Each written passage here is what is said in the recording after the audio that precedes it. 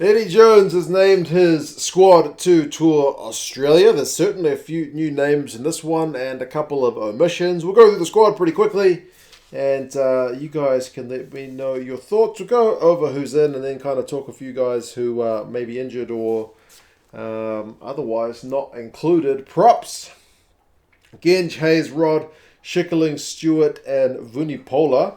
Is a real mixture of youth and experience. Mako being back on the back, I guess, of some pretty decent Saracens form. Saracens made the final of the premiership there, but then you got an uncapped guy in Patrick Schickerling in the mix as well. Plus no Joe Marler. I believe he opted not to travel for this one, is what I have read, rather than being dropped, which maybe... That doesn't always surprise me when some of the more senior guys don't really want to travel halfway across the world in their summer. But, overall, relatively young propping stocks. I mean, even Genge, who's one of the more experienced guys, only like 27 years old. So, Rodd is only 21, but he's looked pretty solid for a guy.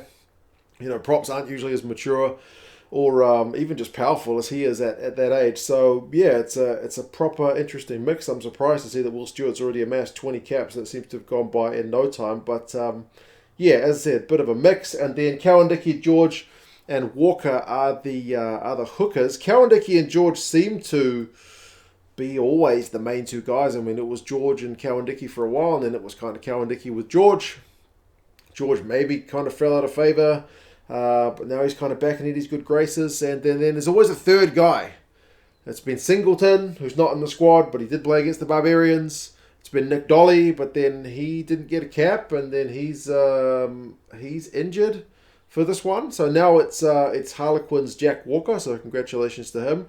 We'll see if he gets much in the way of game time. I should have also mentioned that in terms of props, Kyle Sinclair is another one who is not available with injury. So, it's got a look of familiarity about it with a little bit of something different, which is maybe what you expect whenever Eddie's naming a team. Locks: Chessum, Ewels, Hill, Isiekwe, Itoje, and then Lawes. Whether he's going to play lock or whether he's going to be in the back row, we'll kind of have to wait and see. Ewels is your guy. Every team's got a guy that they question, like fans dislike. Fans always give a bit of stick. In South Africa, it's Willie LaRue. Here in New Zealand, it's Sam Cane. In England, it seems to be Charlie Ewels. People don't like him.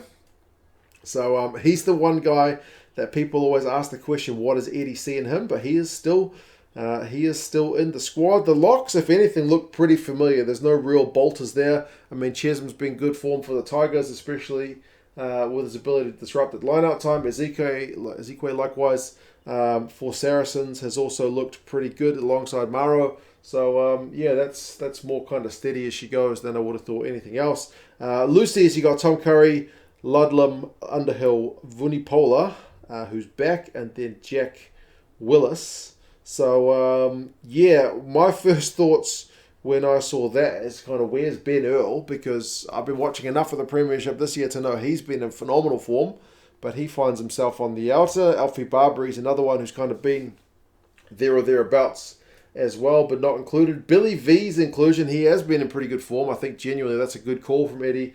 But it's made a bit easier by the fact that there's no Dombrandt because he's injured, and then there's no Sam Simmons because he's also injured. So, Eddie's job at number 8, I think, has been made, as I say, a little bit easier. I think that's... Oh, and I should have also mentioned Launchbury is another one who's not available for this one. In terms of the backs, Danny Kerr at 35 years old has been recalled, although another one that I would say, to be fair, he's been in really good form. I mean, I haven't seen the Barbars game yet. I will put that out there. That is one that I'm looking forward to watching because apparently it's pretty high scoring.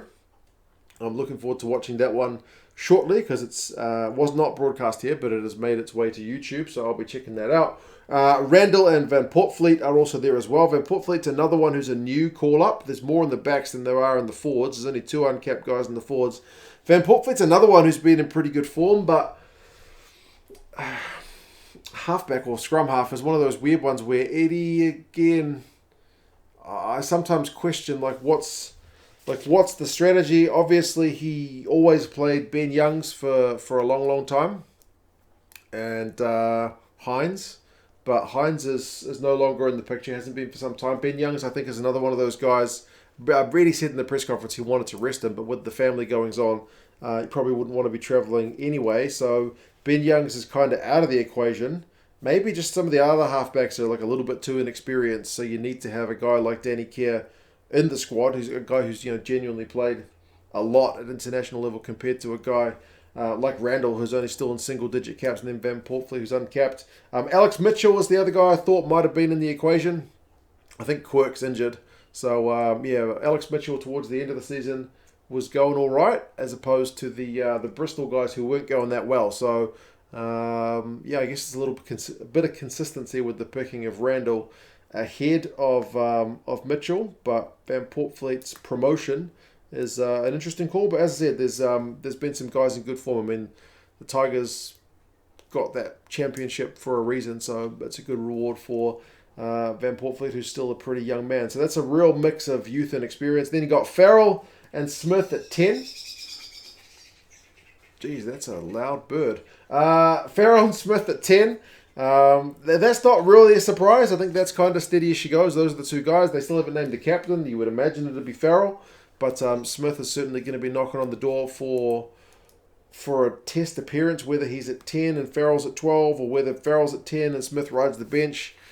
That's going to be one to see. The midfield is one area where it's looking light on the caps. You got Dingwall, who's uncapped, William Joseph, who I will admit I had not heard of. I may have seen him play for London Irish, but when I'm thinking of the London Irish midfield, I was thinking more like Janssen van Rensburg. So, yeah, that was a little bit of a surprising one. I don't think he's played a heck of a lot of Premiership rugby. He's only 19. Joe Marchant has been in good form for Quins, and then Guy Porter is another uncapped guy. So 3 uncapped guys there. Obviously, Tuilagi is injured, so he was never going to make the squad. Henry Slade is injured, and George Ford is also injured. So Eddie's got some picking to do of guys who are fit, basically, and he's picked a bunch of uncapped guys. I mean, Atkinson is capped once or twice.